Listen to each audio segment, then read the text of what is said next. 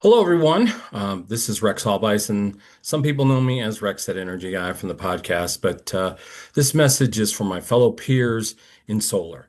And I want to talk to you about some mind shift and some potential change in perspective. I come out of technology, 38 years in hardware and software. And when I got into solar, I looked at this industry a little bit differently because it's essentially just hardware and software, just install hardware in different places, but we still have apps that run it. We still have AI that's entering into the mix. And so I think I want to present a little bit of perspective on how to start shifting um, the way you look at this industry. And I do this all the time. I quote Dr. Wayne Dyer, when you change the way you look at things, the things you look at change. I broke a record on that. I wish I had something a little more original on my own, but I want to go and share with you a perspective many of you may not know. The oldest company in technology is IBM. Okay, so International Business Machines. IBM was started in 1911, so that means that they are 134 years old. They have gone through every genesis of type of technology that you can think of. Punch card technology, it started with business machine, adding machines way back in the day. And so, in my lifetime, in my career, which only started in 1987, but I knew of IBM because of several different technologies. The mainframes, IBM was their original designer and competing with mainframes, along with AT&T and our good friends at GE. But IBM led the way and was the hands down winner in that race. Then you look at mid-range computers with the AS400 platform, and this may be speaking Chinese to a lot of you folks. And then also, then they were in the genesis and formations and the originations of the PC. So it started off with the chips in the 8085, 8086, 286, 46, and Pentium, and so on.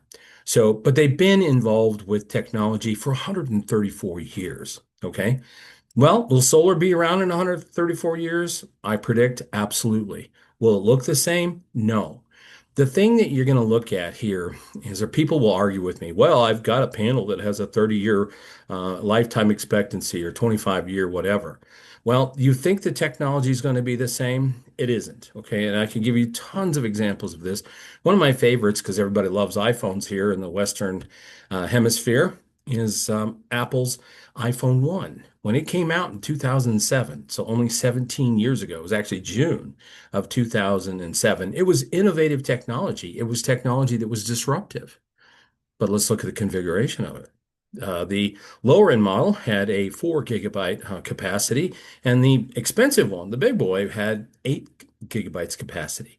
The processor was about a 600 megahertz processor, and then also your amazing camera, disruptive technology. Everybody walking around with a camera now, 2 megapixels. Okay, 17 years later, you can get an iPhone 16 Plus with a 2 terabytes of storage. So magnitudes and magnitudes more storage. And the processor is 22 times faster. And oh, by the way, your wonderful little camera is now 48 megapixels. Okay. So the point is technology changes and it's always going to change. And there are things around the corner that I'm researching for the podcast and bringing to the marketplace through smart energy solutions in a leadership role is that things are going to continue to change. So the smart solar professionals, you might want to take a look at this because I don't really believe that solar is an industry. It's hardware and software in a sector that I would call energy technology. Okay. And it's going to continue to change. You're going to see lots of changes. This technology will not look like it does today in just 5 to 7 years.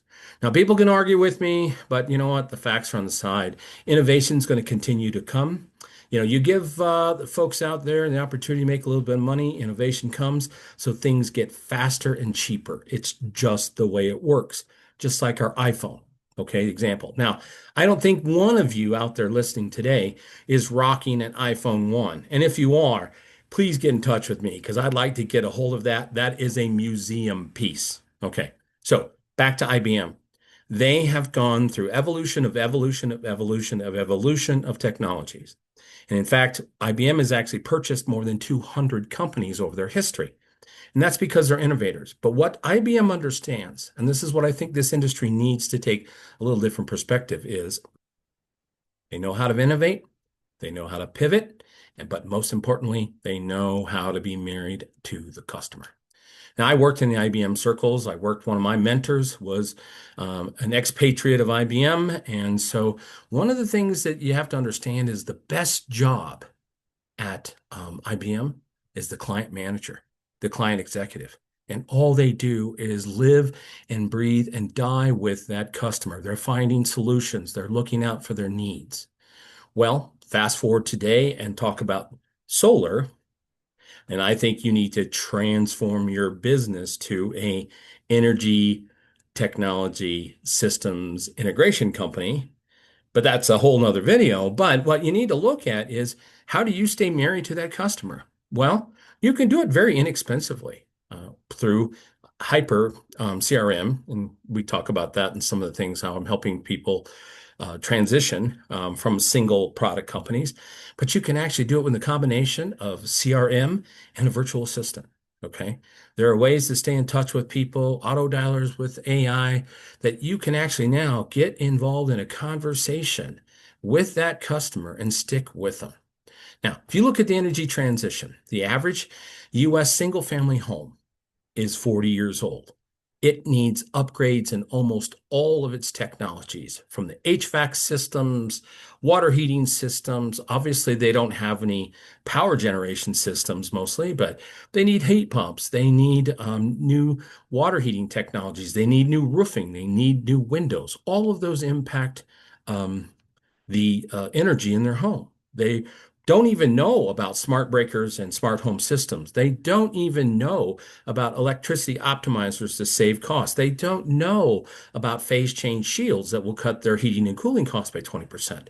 So if you are the professional that's going to be like IBM and be able to pass on a company that literally could be in existence for the next 134 years, you need to have a wider portfolio. You need to know how to pivot. You need to know who to work with to help you get to these places. And you need to understand that the most important thing that you can be is married to the customer, putting the customer first. And there's so many ways to do that. I teach that. I'll help you do this for free, because my contribution to this industry is to help a high tide raises all boats. So again, I want you to think a little differently. This is not a one and done industry. People that do that will not be here in a few years. And in fact, many of them already disappeared. You need to be that energy systems integration company. You need to own that customer. And then as the technology evolves, just like the iPhone example, you're there to help that customer through all of the mystery, all of the information that's not correct, if you teach them.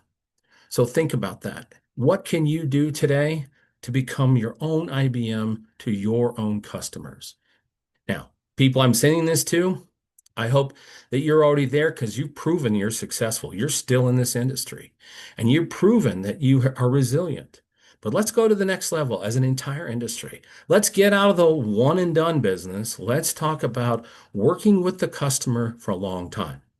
The energy transition, very conservatively, is going to take probably 15 to 20 years. Now, technology adoption life cycles compress. Okay, we can talk about that another time, but it's at least 10 to 12 years. And then guess what? There'll be newer and cooler gizmos. There'll be new technologies. There'll be all kinds of things you may not have thought about and integrated. So be flexible, be pivot oriented, and get married to the customer. But most importantly, become an energy systems integration company. All right. So until next time, thank you for your ear for a few minutes. I'll help you. I'll help you do this for free. And why I do that? Because this is such a huge business. It's about a $30 trillion industry. And it's going to take all of us that are engaged in this industry now and many more to help consumers get through the energy transition. Make it a great day. And you know why? Because tomorrow could be even greater. Thanks. This is Rex, that energy guy.